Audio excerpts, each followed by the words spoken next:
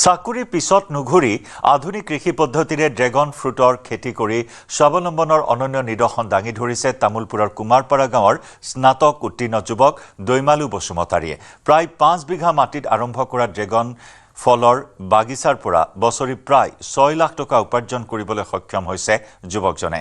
কৃষি বিভাগৰ সহযোগত বসুমতাৰীৰ উৎপাদিত উচ্চমানৰ ড্ৰেগন ফ্ৰুট এতিয়া চুবুৰীয়া ৰাষ্ট্ৰ ভূটানলৈও ৰপ্তানি হৈছে। এই সফলতাক মুখ্যমন্ত্ৰীয়ে ছ'চিয়েল মিডিয়াত ভিডিঅ' শ্বেয়াৰ কৰি প্ৰশংসা কৰাৰ লগতে ৰাজ্যৰ যুৱ প্ৰজন্মৰ বাবে অনুপ্ৰেৰণা বুলি অভিহিত কৰিছে। মোৰ কেমেৰা সহযোগীয়ে দেখুৱাব ইয়াৰ দৃশ্য। মোৰ চাৰিওফালে আপোনালোকে দেখিবলৈ পাইছে থোপে লাগি থকা বিদেশী ফল ড্ৰেগন ফ্ৰুট। এই বাগিচাখন গঢ়ি তুলিছে স্থানীয় আদৰ্শ কৃষক দৈমালু বসুমতাৰীয়ে। পৰম্পৰাগত খেতিৰ সলনি তেওঁ প্ৰায় 5 বিঘা মাটিত এই ড্ৰেগন ফলৰ ব্যৱসায়িক খেতি আৰম্ভ কৰিছিল।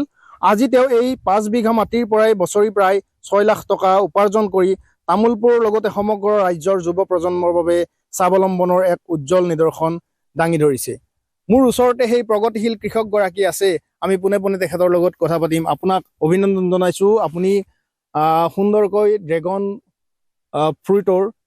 ড্ৰেগন ফলৰ খেতি কৰিছে আৰু শেহতীয়াকৈ মুখ্যমন্ত্ৰী ডক্টৰ হিমন্ত বিশ্ব শৰ্মায়ো আপোনাক সামাজিক মাধ্যমত আপোনাৰ ভিডিঅ' প্ৰচাৰ কৰি প্ৰশংসা কৰিছে, কি ক'ব? ধন্যবাদ যাচিছোঁ মই মুখ্যমন্ত্ৰী ছাৰক মোৰ ভিডিঅ'টো ছ'চিয়েল মিডিয়াত দাঙি দিয়াৰ কাৰণে। আপুনি কিমান বছৰ ধৰি এই কৃষিৰ লগত জড়িত? হয়, মই এইটো 5 বছৰ হৈছে মই ড্ৰাগন ফ্ৰুটৰ খেতি কৰা। 5 বছৰ? 5 বছৰ। কিমান উপাৰ্জন? হয়, মোৰ এতিয়া 6 লাখ আহে আৰু বছৰত। 6 লাখৰ অলপ বেছিও আহে, কিন্তু 6 লাখটো আহে আৰু। আপুনি আৰু কি কি খেতিৰ লগত জড়িত? মোৰ এতিয়া 6 বিঘা তামোল আছে, তামোল বাগান, আৰু 35 বিঘা মাটি তিল আছে। কেনেকুৱা উপাৰ্জন? উপাৰ্জনটো বহুত লাভৱানে, লাভ আছে আৰু। কি ক'ব যুৱ প্ৰজন্ম বা বিভিন্ন অসমৰ বিভিন্ন প্ৰান্তৰ খেতিয়কসকলক কেনেদৰে উৎসাহিত কৰিব? যোনবিলাক আমাৰ নিচিনা যুৱক এনাই আছে ঘৰত, ইহঁতে খেতি পথাৰত নামাব লাগে আৰু তাৰমানে এনেকৈ লাভৱান বস্তুকেইটা খেতি কৰিব লাগে আৰু তাৰমানে খেতি কৰিব লাগে। হয়, ধন্যবাদ জনাইছোঁ। এইগৰাকী আছিল দৈমালু বসুমতাৰী, তামুলপুৰ জিলাৰ কুমাৰপাৰা গাঁৱৰ।